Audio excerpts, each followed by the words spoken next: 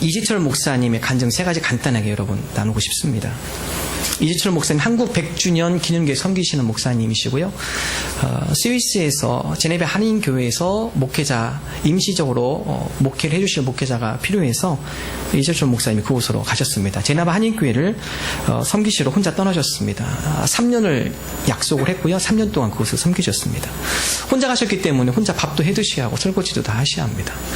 근데 목사님 설거지 하시다가 고무장갑을 끼고 설거지를 하는데 가위를 닦다가 이 고무장갑을 스쳤다고 합니다. 그러다 보니까 고무장갑에 물이 들어오기 시작했습니다. 한참 설거지를 하면서 지나다 보니까 자꾸 냄새가 나요. 물이 들어오니까. 그래서 안 되겠다 싶어서 고무장갑을 말린 뒤에 뒤집어서 찢어진 부분에다 노란 테이프를 감아서 물이 안 들어오게 했습니다. 그런데 좀 시간이 지나니까 또 계속 물이 들어와요. 이 목사님 고민하기 시작합니다. 고무장갑을 어디서 사야 하나? 여러분, 제네베에 한인 마트가 없습니다. 도대체 이 고무장갑을 어디서 사야 하나? 설거지를 하면서 이런저런 고민을 하게 됩니다. 근데 그런 고민한 가운데 초인종이 울립니다. 띵동. 보니까 소포가 하나 왔어요. 뜯어보니까 고무장갑이 들어있어요. 도대체 이 고무장갑을 누가 보냈을까? 이름을 보니까 본인이 아시는 분인데 주소가 미국이에요. 그래서 너무 반갑고 안부 인사 겸해서 전화를 드렸습니다. 그러니 안부 인사를 나누고 궁금해서 물어봤다 합니다. 아니 집사님 어떻게 고무장갑을 보낼 생각을 하셨어요? 목사님 제가 여기서 설거지 하는데 갑자기 목사님 생각이 났어요. 근데 들어보니까 목사님 제네바에 지금 혼자 계시다 하는데 혹시 고무장갑이 필요할 수도 있겠다. 성령님의 감동으로 그 자리에서 즉시 고무장갑을 사서 속달로 보냈다고 합니다. 날짜를 보니까 고무장갑 빵꾸난 그날 보니까 그날 도장이 찍혀 있습니다. 첫 번째 간증입니다. 삶의 또한 두 번째 간증. 가니까 그 전에 한인교회가 약간 문제가 있어서 목사님이 사임을 하셨습니다. 근데 이 목사님 가니까 주보를 본인이 다 하셔야 돼요. 근데 목사님 타이핑 실력은 설교 원고 칠 정도의 실력밖에 안 됩니다. 이 문서를 편집하거나 주보를 도표를 만들거나 그거 가운데 줄 간격을 맞춰서 할 수 있는 능력이 안 돼요. 그래서 목사님이 교인들한테 양해를 구했다고 합니다. 죄송합니다. 제가 컴퓨터를 못하기 때문에 주보를 그냥 A4 용지다 원시적으로 할 테니까 이게 순서만 다 적어 놓을 테니까 좀 불편하더라도 양해해 주시고 나중에 컴퓨터 제가 조금 편집 능력이 있으면 그때 주보 새롭게 만들도록 하겠습니다. 근데 이 광고를 했더니 광고가 끝나고 한 분이 찾아오시더래요. 보니까 본인보다 6개월 미리 오셔서 그곳에서 공부하신 정부 청사에 파견 받아서 그곳에서 유학을 하신 분이라고 그래요. 이분이 목사님 걱정하지 마시고 찬송가 본문하고 성경 본문하고 찬송가 장소만 알려주십시오. 그러면 제가 편집을 해서 프린트까지 해서 제가 주일에 딱 갖다 놓겠습니다. 나중에 알고 보니까 이분 컴퓨터를 아주 잘하시는 분입니다. 행정학과 나오셨고 그리고 주보도 잘 만드시고 이 목사님 또 이상하게 생각했으면 또 이런 일이 있을 수 있을까? 참 신기한 일이다. 세 번째 간증입니다. 아들한테 전화가 왔습니다. 자녀가 4명인데 둘째 아들한테 전화가 왔습니다. 보니까 사연은 이번에 중학교 입학식 하는데 아빠가 왔으면 좋겠다. 근데 이 목사님 생각이 늘 둘째가 걸렸다고 합니다. 자녀 4명 중에 다른 애들은 중요한 행사 때 많이 참석을 해줬는데 둘째는 꼭 시간이 겹치거나 어떤 일이 생겨서 참석을 못했다라는 거예요. 챙겨주지 못했다라는 거죠. 근데 그 아들의 뉘앙스가 다른 우리 첫째와 셋째, 넷째는 잘 챙겼는데 나 안 챙겼지? 이번엔 꼭 와야 돼. 이 뉘앙스. 아버지가 그 입학시간 너 비행기 타고 스위스에서 한국까지 가야 하는가? 한편으로는 안 가면 상처받을 것 같고 마음이 조금 불편하고 어떡할까? 그래서 이미 단념을 하고 있었고 못 가겠구나 생각을 했습니다. 그런데 전화 한 통이 왔습니다. 보니까 남서울 은혜교회 남서울교회에서 목사님이 전화해요. 목사님, 이 목사님 우리 부흥회 좀 해주세요.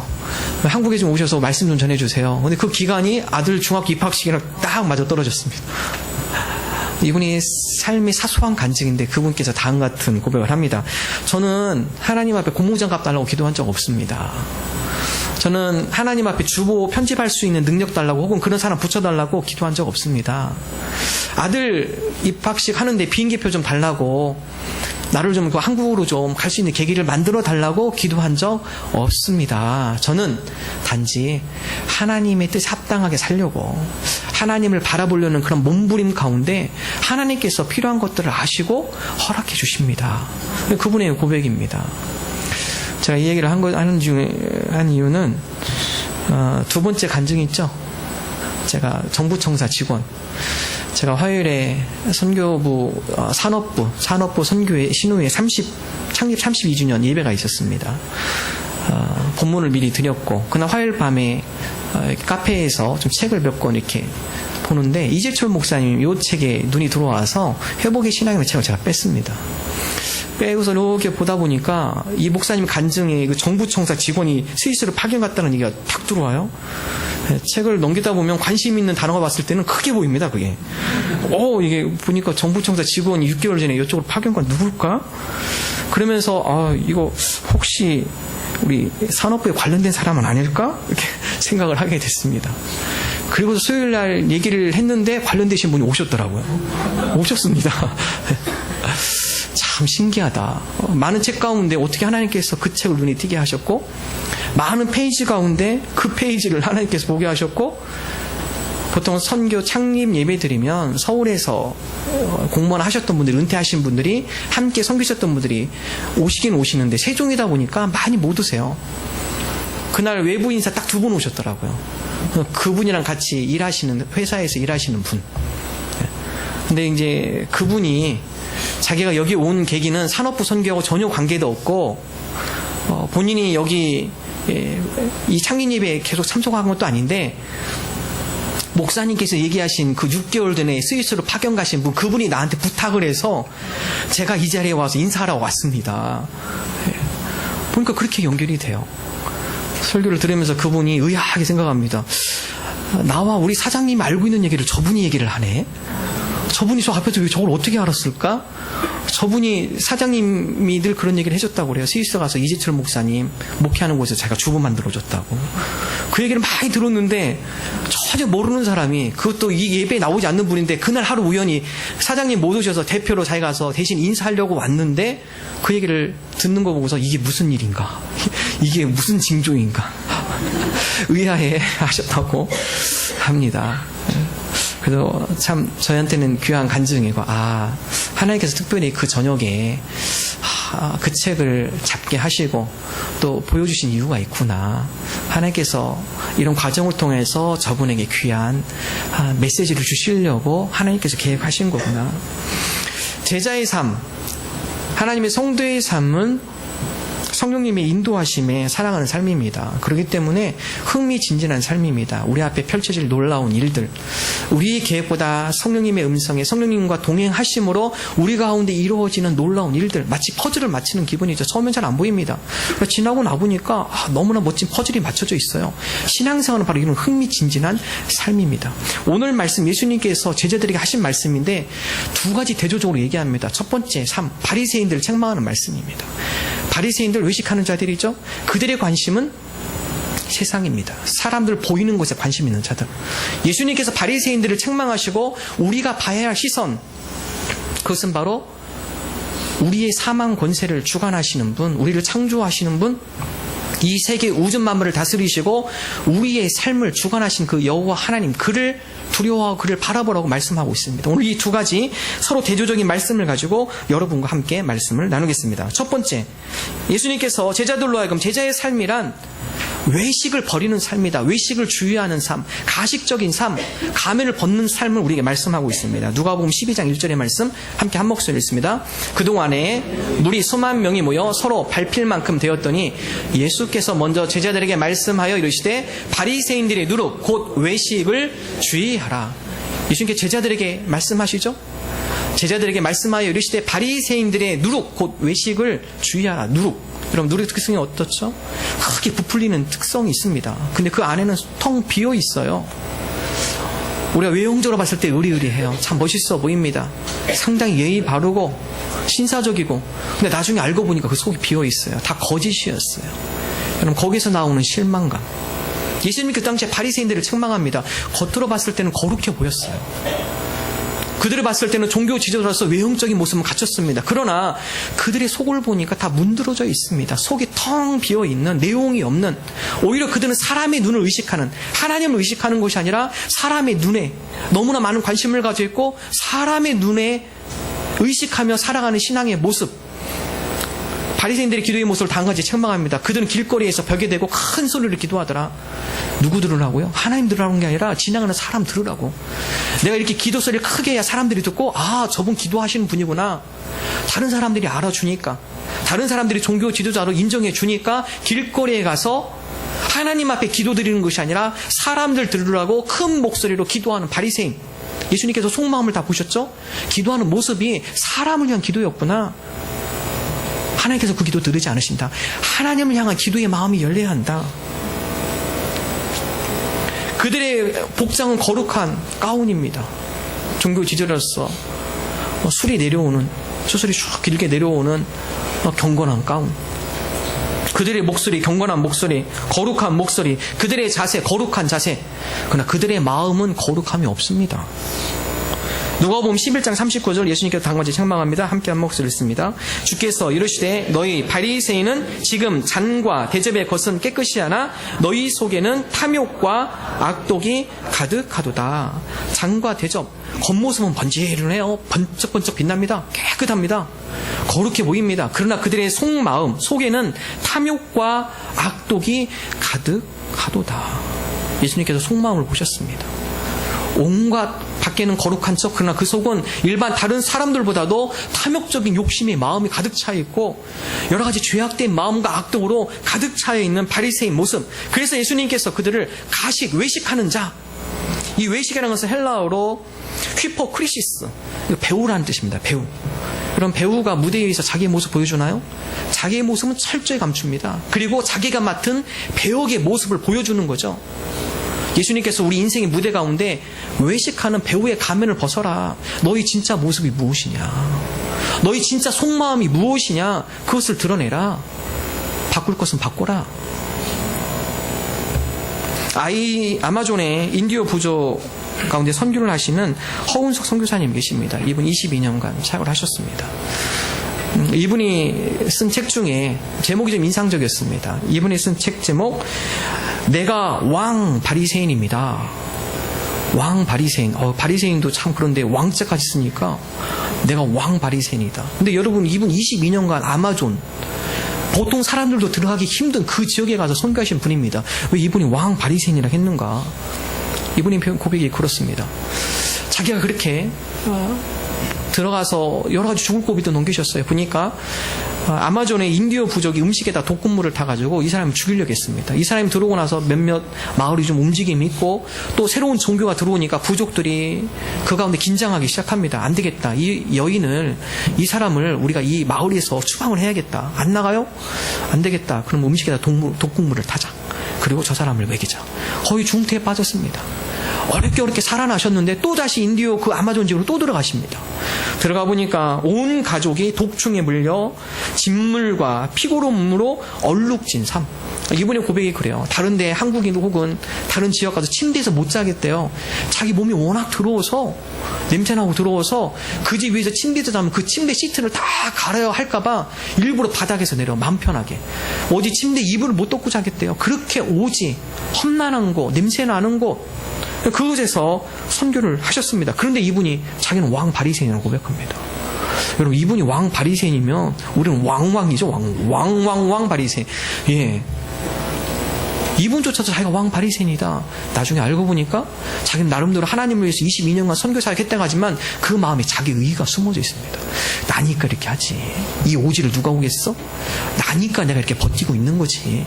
나니까 내가 죽을 위험의 고비를 감수하고 이곳에 오는 거지. 다른 선교사들은 영 자세가 안 됐어.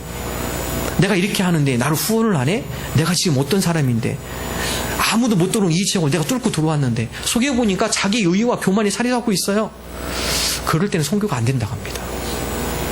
마음의 진공 상태, 어떤 것도 깨지지 않는 자기 속에 있는 자기 의, 자기의 교만, 우월의식, 특권의식, 그러한 마음이 진공 상태로 있다라는 것입니다. 이번에 고백, 이 진공 상태가 쨍그랑 깨지는 날, 그때부터 성교가 되더라. 나의 자아가 다 탈로 나는 것, 나의 가식적인 것, 외식적인 것들이 다 사라지고 그 속에 진실한 모습이 나올 때, 튀어나올 때, 그때 비로소 사람들의 마음이 움직이고 그 사람들과 가까워지게 되고 하나님의 사랑이 그 가운데 흘러 그 사람들한테 전달이 되고. 우리 전구 있습니다. 전구. 그럼 전구는 진공 상태이죠. 그럼 이 진공 상태 공기가 들어가기 위해서는 겉유리를 깨야 합니다. 쨍그랑 퍽 소리 나죠. 그럼 공기가 쑥 들어갑니다. 그럼 우리 안에도 진공 상태의 전구들이 있습니다. 내 의, 내 교만, 내 고집. 여러분, 이것이 터치지 않으면 그건데 은혜가 부어줄 수 없는 것이죠. 겉은 화려해요. 보니까 반짝반짝합니다. 속은 보니까 더러워요. 그 가운데 은혜가 담길 수 없다라는 것입니다. 예수님께서 말씀하십니다. 너희 가식을, 외식을 다 벗어놔라. 주의해라. 그런 외식에 사로잡히지 않도록 주의해라. 요즘 이 시대는 보이는 시대, 자기 PR 시대라고 하죠. 어떻게 해서라도 자기의 외적인 모습을 보여야 돼요. 모든 매스컴이 그렇습니다. 외적인 것을 더 홍보하고 외적인 것에 이제 더 관심을 갖고 있는 시대. 요즘 이 시대 그렇지 않습니까? 눈에 보이는 것에 집착하는 시대. 그것을 갖고 추구하면은 잘 사는 것처럼 생각하는 시대. 우리 교회에 자전거 좋아하시는 집사님 계십니다. 네, 김현율 집사님. 자전거 동호회 하셔서 제주도 갔다 오셨다고 그래요. 며칠 자전거 타고 오셨는데 궁금해서 물어봤습니다. 집사님 거의 제주도 자전거 하시고 타시니까 어때요? 이 집사님 말이 인상적이었어요. 네. 목사님, 제주도 가니까 송혜교가 그렇게 많아요. 송혜교가. 무슨 얘기는 맨 처음 송혜교가 차를 타고 왔다 갔다 했나. 보니까 뭐 거리에 송혜교가 그렇게 많이 걸어 다닌대요. 알고 보니까 중국 분들이 돈이 있으니까 서울에 와서 성형수술 하시고 하실 때 이게 사진 하나 들고 오셔서 요즘 뭐 태양의 후예 인기니까 사진 하나 송혜교 들고 와가지고 이렇게 해달라고. 그러면 우리나라 기술이 대단합니다. 대단해요. 예. 똑같이 만들어준대요. 예. 예. 그래서 이 집사님 가면서 그냥 다 거리에도 송혜교. 여러분 멀리 가실 필요 없어요. 제주도 가면은 길거리에서 식당에서 얼마든지 볼 수 있습니다. 섭지코지에서 영화를 찍은 것 같아요. 이병헌하고. 드라마 이름 잘 모르겠지만. 거기 와서 딱 자전거 타고 딱 파킹했는데 버스에서 사람들이 내리는데 다 송혜교만 내린대요. 다 송혜교만. 예. 얼굴이 다 송혜교래요. 예. 부유하고 중국 좀 돈 버니까 이 돈을 좀 쓰긴 써야겠는데 어디다 투자하죠? 외모를 꾸미는데 사람들 눈을 의식하면 그 사람들한테 뭔가 보여주기 위한 투자. 여러분 이 시대는 그런 것들을 강조를 하고 있습니다. 오늘날 교회가 전도가 어렵다고 합니다. 그 이유 중에 하나는 크리스찬들의 가식과 외식이 한몫을 했다고 합니다. 많은 분들이 교회를 안 다니시는 분이 그런 얘기를 해요. 교회를 다닌 크리스찬이나 교회 안 다니는 나나 별로 다를 게 없는데요? 왜 교회를 갑니까 제가? 교회에 다니는 크리스찬들이 뭔가 틀리면 제가 호기심을 갖고 가보겠지만 어떨 때는 더해요. 그 사람들 전도가 안 된다고 그래요. 우리가 가시고 외식적인 모습 가운데 세상 사람들은 실망을 하고 있습니다. 이 시대의 선지자라고 불리는 토저 엘리온 윌슨 토저는 다음같이 이야기를 합니다. 이 시대로 하여금 크리스찬들이여 세상과 충돌하라. 세상에 휩쓸려 가지 마시고 세상과 충돌하십시오. 크리스찬으로 산다라는 것은 무릎 꿇고 세상을 흉내내는 삶이 아닙니다. 세상과 구별된 하나님의 군사로 당당히 살아가는 삶, 그것이 바로 크리스찬의 삶입니다. 이 세상과 충돌하는 삶, 저항하는 삶이 크리스찬의 삶이라고 합니다. 여러분 그렇죠?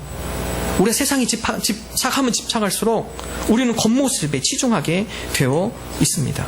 고린도후서 4장 16절의 말씀 우리 다 같이 함께 한 목소리 읽습니다. 그러므로 우리가 낙심하지 아니하노니 우리의 겉사람은 낡아지나 우리의 속사람은 날로 새로워지도다. 우리의 관심, 우리가 겉사람에 관심을 쓰면 우리는 낙심할 수밖에 없어요. 주름살 하나 늘어나면 얼마나 실망스럽습니까? 머리카락 빠지고 김이 생기고. 우리가 외형적인 겉사람에 관심을 가지면 낙심과 실망밖에 없습니다. 그러나 성경으로 하면 바울은 속사람에 관심을 가져라. 속사람이 성장할 때, 속사람이 변화될 때 우리가 날로 새로워지는 것이다. 내일이 기대가 되는 거죠. 속사람하고 강건한 가운데 5년 후가 기대가 됩니다. 10년 후가 그 다음에 믿음의 모습은 어떤 믿음의 모습으로 성장해 있을까 기대가 되는 삶이죠. 속사람이 강건할 때 온전한 성숙이 있는 것이고 그 가운데 영향력이 있는 하나님의 백성으로 살아가게 되어집니다. 그러나 이 시대는 그런 시대가 아닙니다. 끊임없이 우리로 하여금 겉사람이 치중하도록 우리로 하여금 유혹을 던지는 것이죠. 물고기 중에 어류들은 다 뱃속에 부레가 있다고 그래요. 공기주머니가 있습니다. 그래서 가만히 있어도 물이 뜹니다. 그런데 물고기 중에, 어류 중에 부레가 없는 물고기 있습니다. 상어.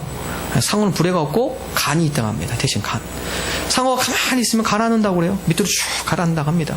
그래서 상어는 가라앉지 않기 위해서, 그거에 계속 떠있기 위해서 계속 꼬리를 흔드는 것이죠. 마치 신앙생활이 이와 같다라는 것입니다. 세상의 거치장, 외식하는 곳에 온갖 세상은 매스컴과 주변의 광고들과 위에 들리는 것과, 여러분 세상 사람을 만나서 얘기해보면 다 그런 거 아닙니까? 나 몇 평에 산다? 나 이번에 뭐 얼마 얻었다? 다 그런 얘기들이에요. 그런 얘기 우리가 영향을 받지 않을 수가 없습니다. 그런 게 영향을 받을 수밖에 없어요. 그러기 때문에 몸부림치는 것이죠. 그 세계에 빠져들어가지 않도록, 그 세계가 눌리는 것에 우리가 침전되어서 가라앉지 않도록 계속적으로 상어가 꼬리를 치며 계속 위로 올라오는 것처럼 우리가 올라오는 것입니다. 우리의 마음을 늘 하나님께 시선 집중을 하고 우리가 그 가운데 이 흐름 속에 빠져들어가지 않도록 몸부림치는 것. 사도 바울은 다음같이 이야기합니다. 로마서 12장 2절의 말씀 함께 한 목소리로 읽습니다. 너희는 이 세대를 본받지 말고 오직 마음을 새롭게 함으로 변화를 받아 하나님의 선하시고 기뻐하시고 온전하신 뜻이 무엇인지 분별하도록 하라. 우리 크리스찬들 이 세대를 본받지 말아라. 이 세대를 본받지 말아라.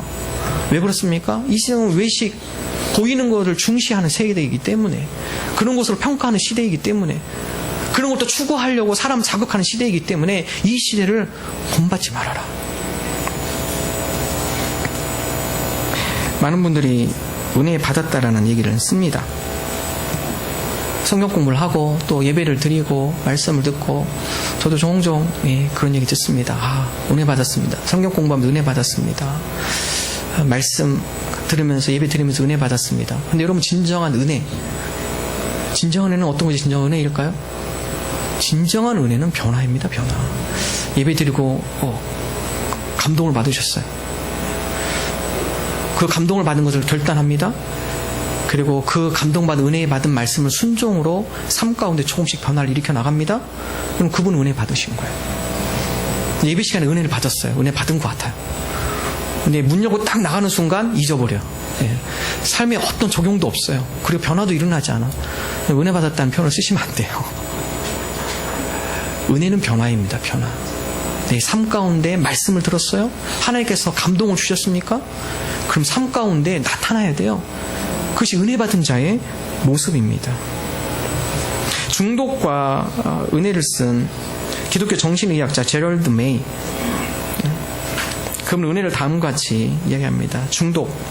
그럼 중독을 다음과 같이 이야기합니다. 인간이 특정한 대상에 집착함으로 자신의 의지가 자유를 상실한 채 노예화된 강박적인 습관 장애. 우리가 중독하면은 뭐 큰 걸 많이 생각하시죠. 그러나 이분은 넓게 봅니다. 요즘 정신의학자들이 중독을 예전보다 광범위하게 연구를 하기 시작합니다. 중독되어 포로로 되어가는 삶. 그래서 두 가지 중독으로 나눕니다. 하나는 매혹적인 중독, 또 하나는 혐오적인 중독. 이 제럴드 메이는 95%가 중독에 걸렸다는 표현을 합니다. 여기서 한 95%는 뭔가 중독이 됐다라는 것이죠. 그것을 안 하면 강박관념이 있고 뭔가 참 그것이 해결되면 시원할 것 같다 마음이에요. 무엇이 있습니까? 몇 가지 말씀드려보겠습니다. 매혹적인 중독, 다음 같은 부류입니다. 자동차,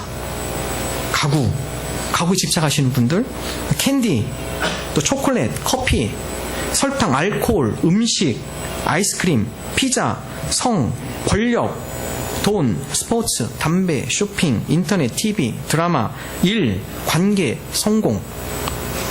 이것도 하나의 중독으로 보고 있어요. 혐오적인 중독. 그 매혹적인 중독은 좀 괜찮습니다. 근데 혐오적인 중독에 우리가 사로잡힐 때는 이거 안 하면은 뭔지 왠지 강박관념에서 불안해지고 이걸 해줘야만 속이 좀 시원한 듯한 느낌? 혐오적인 중독입니다. 도둑질, 마약, 이런 화 중독입니다. 화 내시면 계속적으로 나중에 답답할 때 화 한번 또 터트려야 돼요. 그래서 속이 후원해져요. 그러다 보면 이것이 중독입니다. 계속적으로 더 큰 화를 가져오게 된다는 것이죠. 가식, 험담하는 거. 험담 안 하면 입이 근질근질 하시는 분들. 그래서 한 2, 3일마다 한 번씩 쫙 험담하시는 분들. 그거 안 하면은 답답해요, 왠지. 예, 재미가 없어, 인생이. 예. 그래서 막 험담하시는 분들. 질투, 미움, 인종 증오, 파괴적 상상, 폭력. 그리고 조금 더 이분은, 이거는 왜 넣는지 잘 이해가 안 되는데. 손톱 깨물기, 여드름 짜기, 코딱지 후비기, 이런 것도 이렇게 넣으셨는데, 이건 왜 들어갔는지 잘 이해가 좀 안 되지만, 이렇게 해서 이런 부분들을 해줘야만 그 가운데 뭔가 좀 속이 후련한 듯한 느낌. 중독으로 인한 노예와 현상이 우리 가운데 나타나게 되어진다는 것입니다. 근데 이분이 중독과 더불어서 함께 연구한 것이 은혜입니다. 은혜. 중독, 이것은 이분은 많은 환자들을 보면서 종교적인 질병이라고 정의를 합니다. 종교적인 질병이기 때문에 사람의 의지로는 고치는 데 한계가 있다. 그래서 사람의 의지 플러스 영적인 파워가 필요하다. 영적인 능력이 그 가운데 공급이 되어져야 한다. 하나님의 은혜, 그 크신 하나님의 은혜와 사랑이 그 마음을 영적으로 채워줄 때 우리로 하여금 이런 강박감이 점점 풀려나기 시작하고 이런 노예화된 상태에서 벗어날 수가 있다. 그래서 그분이 주장하는 것이 은혜입니다. 중독을 이길 수 있는 가장 강력한 힘. 물론 인간의 의지도 필요해요. 근데 인간의 의지로 잠시 그 상태가 증상이 사라졌다고 해서 중독이 없어진 것이 아닙니다. 그게 언제 또 튀어나올지 모른다는 것이죠. 10년이 갈 수 있어요. 15년이 갈 수 있어요. 근데 그게 잠재되어 있다는 겁니다. 어느 순간에 순식간에 그게 튀어나올 수 있다는 거예요. 그래서 전적으로 그 뿌리를 뽑기 위해서는 영적인 파워가 필요하다. 왜냐하면 영적인 질병이기 때문에, 종교적인 질병이기 때문에 영적인 능력이 필요하다고 이야기를 하고 있습니다. 여러분, 그렇습니다. 우리가 신앙생활을 한다는 것은 하나님의 은혜 가운데 변화되는 삶입니다. 내 의지로 살아가는 것이 아니라 세상에 얽매여서 그 세상 것에 사로잡혀서 움직이는 삶이 아니라 거기서로부터 자유함을 누리는 삶, 그것으로부터 절제되어지는 삶, 그 가운데서 세상의 여러 가지 유혹에 풍파에 쓸으려 들어가는 것이 아니라 거기서부터 저항하는 삶, 뛰쳐나오는 삶. 여러분, 이것이 바로 성도의 삶, 크리스천의 삶입니다. 가식의 삶을 벗는 삶, 가면을 벗어버리는 삶, 우리의 속에 있는 진공관을 터치는 삶, 중독으로부터 자유함을 누리는 삶, 이것이 하나님의 은혜로 되어진다는 것입니다. 오늘 저와 여러분이 하나님, 우리가 가식의 삶을 내려놓게 해주옵소서. 우리 속에 있는 진공관을 터치게 하시고 그건 하나님의 은혜가 흘러 들어오게 하셔서 우리로 하여금 중독의 노예로부터 우리가 벗어나게 해 주옵소서. 자유함을 누리게 해 주옵소서. 우리가 속사람이 강건해지는 하나님의 백성 되게 하여 주옵소서. 우리가 이러한 고백으로 나가는 저와 여러분 되시기를 주님의 이름으로 축원합니다. 두 번째, 그러면 가식의 삶의 반대는 그를 두려워하는 삶이다. 하나님을 경외하는 삶이라고 예수님이 말씀하고 계십니다. 우리 누가복음 12장 5절의 말씀 우리 함께 한 목소리 읽습니다. 마땅히 두려워할 자를 내가 너희에게 보이리니 곧 죽인 후에 또한 지옥에 던져넣는 권세 있는 그를 두려워하라. 내가 참으로 너희에게 이르노니 그를 두려워하라. 우리가 집중하고 바라봐야 할 것, 세상이 아니라 하늘, 이 세상 우주를 주관하시는 창조자 하나님, 그분을 두려워하는 삶, 죽음 위에 우리에게 심판을 명하시는, 우리 가운데 심판자로 서시는 그분을 두려워하는 삶, 이것이 바로 신앙의 삶임을 이야기를 합니다. 즉 그를 두려워한다는 것은 하나님을 향한 삶, 하나님을 경외하는 삶을 의미합니다. 하나님을 경외하는 삶, 겉사람이 아니라 속사람을 채우는 삶, 하나님을 바라보는 삶. 왜 그 삶이 중요할까요? 예수님께서 참새의 비유를 듭니다. 머리카락 비유를 듭니다. 우리 6절의 말씀, 누가복음 12장 6절 함께 한 목소리 읽습니다. 참새 5마리가 2 아사리온에 팔리는 것이 아니냐. 그러나 하나님 앞에는 그 하나도 잊어버리시는 바 되지 아니하는도다. 하나님을 두려워하고 그분을 경외하는 삶, 왜 그럴까? 왜 그렇게 중요한 것일까? 참새의 비유를 통해 설명합니다. 참새 2 아사리온, 5마리가 2 아사리온에 팔리다. 아사리온이라는 것은 이스라엘 화폐 중에 제일 작은 단위예요. 참새, 아주 작은 이스라엘 최소의 화폐로 살 수 있는 참새 5마리. 그러나 그 참새 5마리 중에서 한 마리도 하나님께서 그냥 잊지 않는다. 그 한 마리도 하나님께서 먹여 살리시고 자연 가운데 조화될 수 있도록 다 창조하셨다. 하물며 가장 가치가 없는 그 참새도 하나님께 돌보시는데 하나님의 형상을 따라 지음받은 인간 너희들은 어떻게 하겠느냐. 너희들 머리털 그 개수를 내가 다 셀 수 없지만 너희들이 있는 머리털 하나도 우연찮게 땅에 떨어지는 것이 없다. 하나하나 다 하나님의 계획 가운데 머리털 하나까지도 보호하시는 하나님, 하나님을 경외하는 자가, 하나님을 두려워하는 자, 바로 그들을 하나님께서 돌보시고 인도하시고 세밀하게 관찰하시고 방패가 되어주시고 함께해 주신다는 약속의 말씀입니다. 여러분, 이것이 믿음이에요. 지금 이 시대는 염려의 시대에 살고 있어요. 아마 이 자리에 계신 분들 많은 염려 있을 겁니다. 근심, 가정에 대한 염려, 걱정, 직장에 대한 염려. 여러분, 걱정해서 문제가 해결되는 건 없습니다. 예수님께서 말씀하시죠. 누가복음 12장 25절 함께 한 목소리 읽습니다. 또 너희 중에 누가 염려함으로 그 길을 한 자라도 더할 수 있느냐. 우리는 염려가 그 문제를 해결하지 못하는 걸 알고 있습니다. 그럼에도 불구하고 염려하며 살아가요. 신앙생활은 그 염려를 내려놓으라는 것입니다. 걱정을 내려놓으라는 것이죠. 두려움을 내려놓으라는 것입니다. 왜냐하면 그 두려움이 우리를 물어뜯기 때문에 그렇습니다. 오늘 주보 칼럼에다 썼습니다. 사람이 염려하는 것, 위장병 걸리는 거 20%는 음식으로 보지만 80%는요 염려입니다. 염려, 두려움, 근심, 그것이 우리의 위장을 다 망치는 것입니다. 염려하다 보니까 소화도 안 되고, 걱정하다 보니까, 두려워하다 보니까 사람이 쇠약해져요. 염려의 원어 worry, 이것은 워근에서 나왔고, 워겐은 뜻은 물어뜯다. 그래서 염려, 그것은 느린 형태의 자살이다. 염려는 우리로 하여금 계속 죽어가는 사람 만드는 것이죠. 우리가 염려하는 것 96%는 염려에서 해결될 게 하나도 없습니다. 4% 정도는 염려할 필요가 있지만 96%는 염려에서 해결된 문제가 하나도 없어요. 염려를 안 해도 되는 문제. 그러나 우리는 그 90%를 염려하며 살아갑니다. 내일에 대한 염려, 자녀에 대한 염려, 가정에 대한 염려, 두려움. 신앙의 삶은 그 염려를 하나님 앞에 맡기는 삶입니다. 다윗은 그러한 삶을 살아갔습니다. 시편 18편의 말씀은 다윗이 광야 가운데 사울에게 쫓기고 원수의 적들에게 쫓기는 삶 가운데 나온 신앙의 고백입니다. 그럼 사막을 가보신 분은 아시겠지만 사막, 여러분 그곳은 아무것도 없는 지역이죠. 풀 한 폭이 없고 물 한 모금 마시기 힘든 그 사막의 지역. 더군다나 다윗은 사울이 추격해서 언제 죽을지를 모르는 두려움과 공포의 시간들. 근데 여러분 그 시간 가운데, 그 어려운 시기 가운데 다윗의 위대한 고백이 나오죠. 나의 힘이 되신 여호와여, 내가 주를 사랑하나이다. 다윗의 신앙을 볼 수 있습니다. 믿음을 볼 수 있어요. 당장 내일 죽음을 앞둔 두려움과 공포 가운데 있지만, 염려 가운데 있지만, 그러한 신앙의 고백이 아니라 나의 힘이 되신 여호와가 있기 때문에 내가 든든합니다. 시편 18편 1절과 2절의 말씀 우리 함께 한 목소리로 읽겠습니다. 나의 힘이신 여호와여, 내가 주를 사랑하나이다. 여호와는 나의 반석이시요 나의 요새시요 나를 건지시는 이시요 나의 하나님이시요 내가 그 안에 피할 나의 바위시요 나의 방패시요 나의 구원의 뿌리시요 나의 산성이시로다. 다윗의 고백입니다. 나의 힘이 되신 여호와여. 광야 가운데 의지할 게 없어요. 그런데 하나님이 더 돋보입니다. 하나님만 바라보게 돼요. 나의 힘이신 여호와여, 내가 지금 사울에게 쫓기고 이 광야 사막 가운데 풀 한 폭이 볼 수 없고 먹을 것이 없고 목이 마르고 적들이 언제 침범할지 모르고 내일이 불투명하고 어디로 갈지 모르고 인생의 계획이 안 보이고 실망하지 않습니다. 염려하지 않아요. 왜냐하면 하나님께서 내 힘이 되기 때문에 그렇습니다. 하나님께서 나를 보호해 주신 걸 내가 확신하기 때문에 그렇습니다.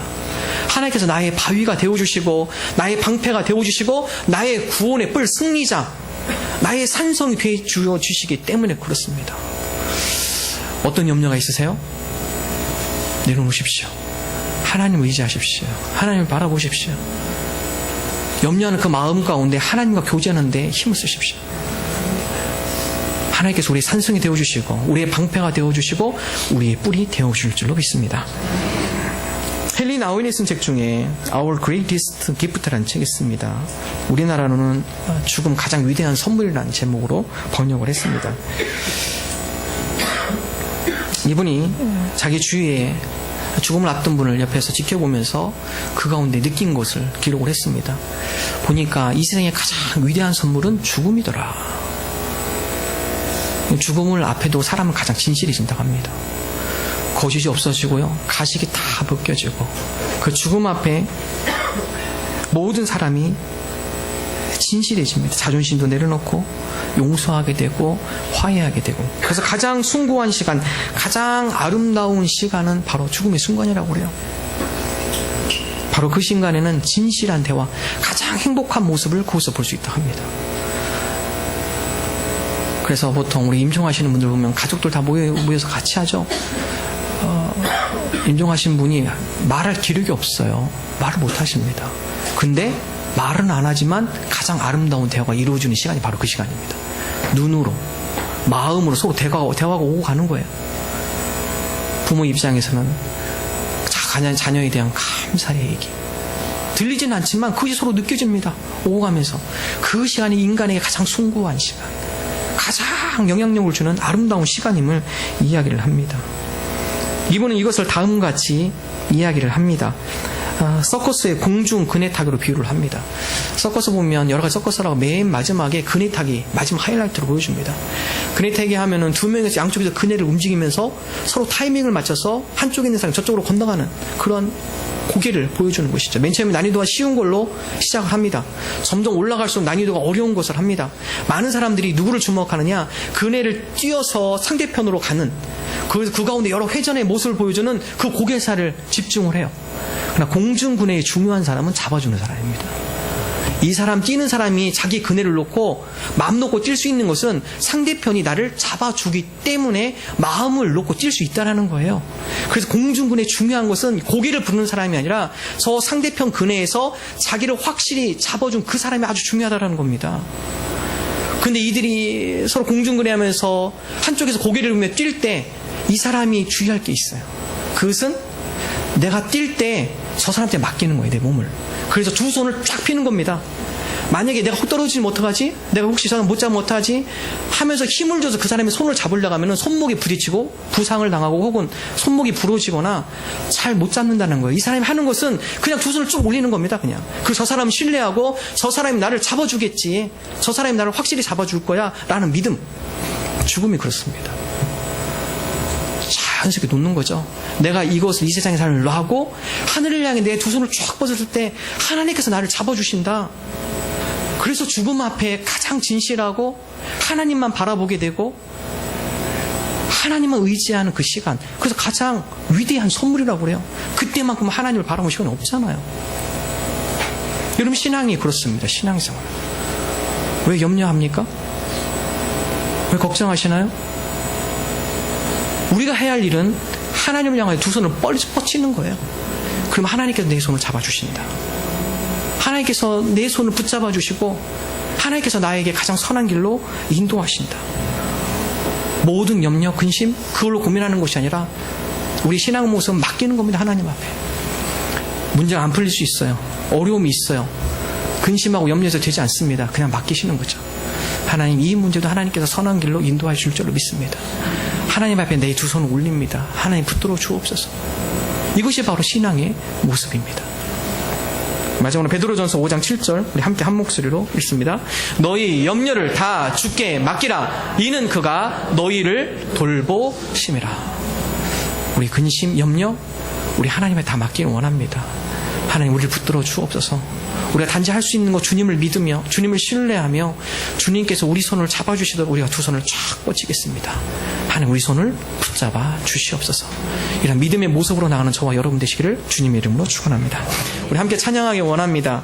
나의 힘이 되신 여호와여, 내가 주를 사랑합니다. 주는 나의 반석이시며 나의 요새이시라. 우리 함께 믿음으로 찬양합니다.